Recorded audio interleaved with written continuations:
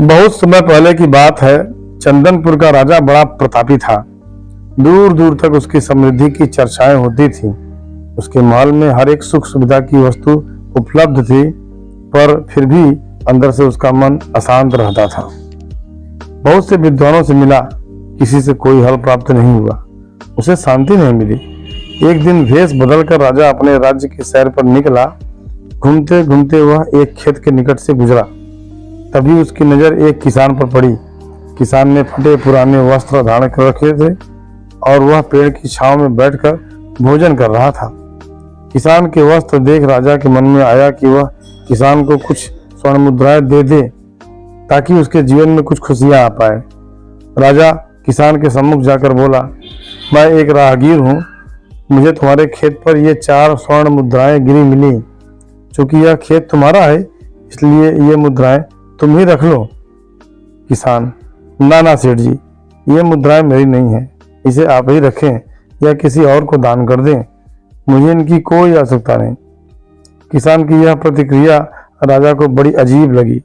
वह बोला, धन की आवश्यकता किसे नहीं होती भला? आप लक्ष्मी को ना कैसे कर सकते हैं? सेठ जी, मैं रोज 4 आने कमा लेता हूँ और उतने में ही प्रसन्न रहता हूँ। किसान बोला, क्या आप सिर्फ 4 आने की कमाई करते हैं और उतने में ही प्रसन्न रहते हैं? यह कैसे संभव है? राजा ने अचरज से पूछा। सेठ जी, किसान बोला, प्रसन्नता इस बात पर निर्भर नहीं करती कि आप कितना कमाते हैं या आपके पास कितना धन है। प्रसन्नता उस धन के प्रयोग पर निर्भर करती है। तो तुम इन 4 आने का क्या क्या कर लेते हो? राजा ने उपहास के लहजे में प्रश्न किया। किसान भी बेकार की बहस में नहीं पड़ना चाहता था। उसने आगे बढ़ते हुए उत्तर दिया, इन 4 आनों में से एक मैं कुएं में डाल देता हूँ, दूसरे से कर्ज चुका देता हूँ, तीसरा उधार में दे देता हूँ और चौथा मिट्टी में गाड़ देता हूँ। राजा सोचने लगा। उसे यह उत्तर समझ में नहीं आया। वह किसान से इसका अर्थ पूछना चाहता था, पर वो जा चुका था। राजा ने अगले दिन ही सभा बुलाई और पूरे दरबार में कल की घटना कह सुनाई और सबसे किसान के उस कथन का अर्थ पूछने लगा। दरबारियों ने अपने अपने तर्क पेश किए, पर कोई भी राजा को संतुष्ट नहीं कर पाया। अंत में किसान को ही दरबार में बुलाने का निर्णय लिया गया। बहुत खोजबीन के बाद किसान मिला और उसे कल की सभा में प्रस्तुत होने का निर्देश दिया गया।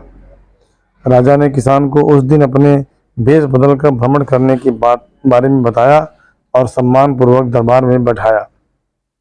मैं तुम्हारे उत्तर से प्रभावित हूँ और तुम्हारे 4 आने का हिसाब जानना चाहता हूँ।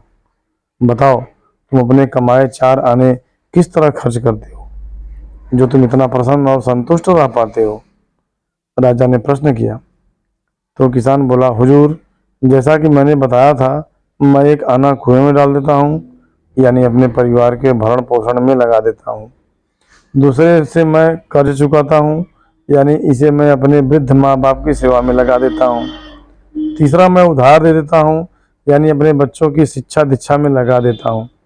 और चौथा मैं मिट्टी में गाड़ देता हूँ, यानी मैं 1 पैसे की बचत कर लेता हूँ, ताकि समय आने पर मुझे किसी से मांगना न पड़े और मैं इसे धार्मिक, सामाजिक या अन्य आवश्यक कार्यों में लगा सकूं।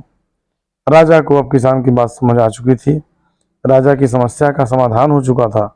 वह जान चुका था कि यदि उसे प्रसन्न एवं संतुष्ट रहना है, तो उसे भी अपने अर्जित किए हुए धन का सही उपयोग करना होगा। देखा जाए तो पहले की अपेक्षा लोगों की आमदनी बढ़ी है, पर क्या उसी अनुपात में हमारी प्रसन्नता भी बढ़ी है? पैसों के मामलों में हम कहीं न कहीं गलती कर रहे हैं। जीवन को संतुलित बनाना जरूरी है और इसके लिए हमें अपनी आमदनी और उसके इस्तेमाल पर जरूर गौर करना चाहिए। नहीं तो भले हम लाखों रुपए कमा लें, पर फिर भी प्रसन्न एवं संतुष्ट नहीं रह पाएंगे।